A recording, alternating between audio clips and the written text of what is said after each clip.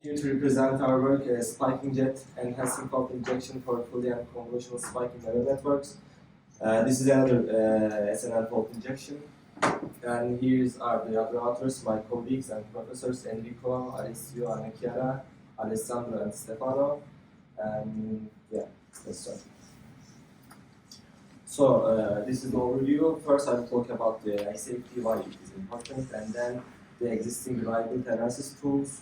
And then I will talk about spiking neural networks, then the SNL fault injections, the background about it, and our proposed approach, Spikingjet and injection campaign, our workflow, and results, conclusion, and future work. So, this is the fourth day of the conference, so every AI-related presentation starts with why AI is important and why AI safety is important, so I will try to be fast. But basically, we are using AI in everywhere, including our daily life or very critical missions. And yeah, AI reliability is important because we are using autonomous vehicles, medical diagnosis, and space missions or industrial automation, and we don't want any failure in that task because it might be very dangerous. So these are the existing reliability analysis tools. We can categorize them in three: the simulation-based, the platform-based, and validation-based. Simulation-based are basic simulation. It could be a software simulation or hardware simulation. Software simulations are more high-level simulations, where the hardware simulations are do analysis on the RTL and gate level. The platform-based perform direct on physical devices, and radiation-based is the most realistic one, most difficult to control on it. So basically, they are exposing radiation on real devices and see the observe the behavior of the result. And yeah, another little introduction about spiking neural networks. They are direct inspirations from neuroscience observation, and they can transmit information if the threshold is exceeded. As you can see on the right-hand side, there is a little figure. Above, you can see the input spikes. In the middle, it is the membrane potential, which means the potential of the membrane of our neuron. And the output is below. You can see if the threshold is exceeded, the neuron transmits the information, and the threshold, as you can see, in the dashed lines. So the advantages of it is very low cost, energy efficiency.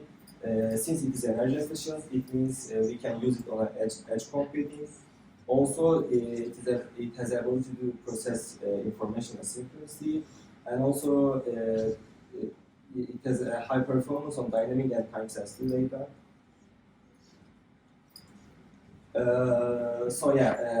Since SNS has a unique structure, in addition to the other faults, we have some unique type of faults as well. We can categorize them as a dead neurons, timing variation, and saturated neurons. Dead neurons is when the neuron never transmits data, which means always zero. The saturated neurons are the opposite way. They always transmit data, whether it is there input or not. And the timing variations are neuron transmitting the data, but not in a good manner. So in the right-hand side, there is a figure. There is like the red dashed lines are the golden run, but the blue ones are the faulty run. And this is the different kind of type of faults that I mentioned previously. So there are some existing tools for SNNs. Some of them is targeting individual spiking neurons, and some of them are power-based attacks. But we want to do something in a more high level. And this is our proposed approach, Spikingjet.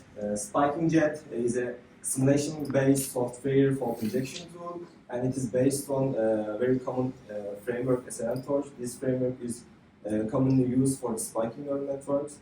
So Spikingjet supports two kind of faults. First, the synaptic connections. They are very similar to the weights, like the fully connected layer weights or convolutional weights. But in addition to that, we have some different kind of faults because we have some static parameters and dynamic parameters. For example, in the previous slide, you see the memory potential is changing during the time. So after each time unit, it is updated whether it's increase or decrease. So we have to inject fault on it. That means we have to override the fault value after each update. This is the basic our unique approach to that problem. So this is our workflow in the right-hand side. First, we do fault-free inference, which is called golden run. And then we create a fault list randomly, like total random, and this is a little example from fault list. Of course, there are a lot of faults, but this is the first step. And we have the injection index, the name of our layer, and with the tensor index and the bit index. Then we inject that single fault according to that fault list and do the full inference and save the results for the comparison. And then we compare the results with golden run and faulty run. Yeah, this is our approach basically. And we do some experiments in order to see how it goes. So we use 3 different data sets. We have some correlations. So first data set is the neuromorphologic MNIST. It is a neuromorphologic conversion of the MNIST data set basically. You can see the numbers moving around. And the second one is the SHD. This is a audio data set which consists of the English and German pronunciation of the numbers. And right hand side you can see the device gesture data set. There are some gestures like air drums, hand waving, hand clapping, or air guitar, something like that. So we use, of course, different layers. For fully connected layers and convolutional layers, we use PyTorch framework, and our injectable parameters are the weights and biases. But for the leaf layers, leaf integrated file layers, we use the SNN-Torch framework, and our injectable parameters are data, threshold, potential, and spike values. So, this is the number of injected faults. We decide that number by the formula that based on sampling theory in the statistics. And this is our fault injection time, and this is the layers. But yeah, I know it's confusing, but basically these are the architecture. Yeah, these are the results. We categorize our errors in a 3 different way basically. The masked ones are the blue ones. As you can see, the networks managed to mask most of the results. And mask means our golden run output is exactly similar to the faulty run. And we have SDC1. You can see with red one. So SDC1 means our top rank predicted score is different from the golden run, which means we have a problem. And SDC means max percentage, which means we our confidence score of the top ranked element the weighs between minimum and maximum percentage, which means we have the true output, but it is not same with like in the masked one.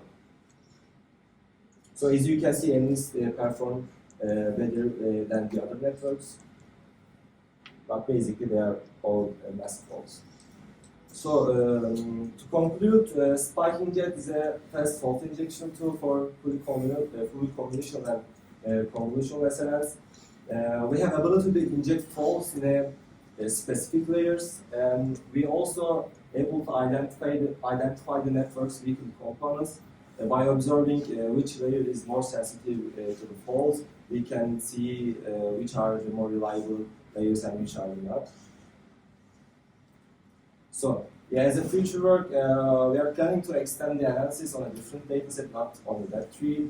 Also, we want to understand what is the reason behind this resilience difference, because as you can see, we observe that MNIST is perform better than the other one, but actually we want to approach this problem more in a good way. And also we want to compare resilience of SNNs with other architectures. For example, SNNs versus STNs or SNNs versus RNN, and yeah, you basically want to analyze this one. So thank you for your attention. Before concluding it, we published our code as open source. You can see the QR code in a public branch. Also, we are happy to announce that our paper is accepted from IEEE. In the beginning of July, you can attend our presentation. My friend Enrico will present our work with the future updates, of course. And yeah, thank you.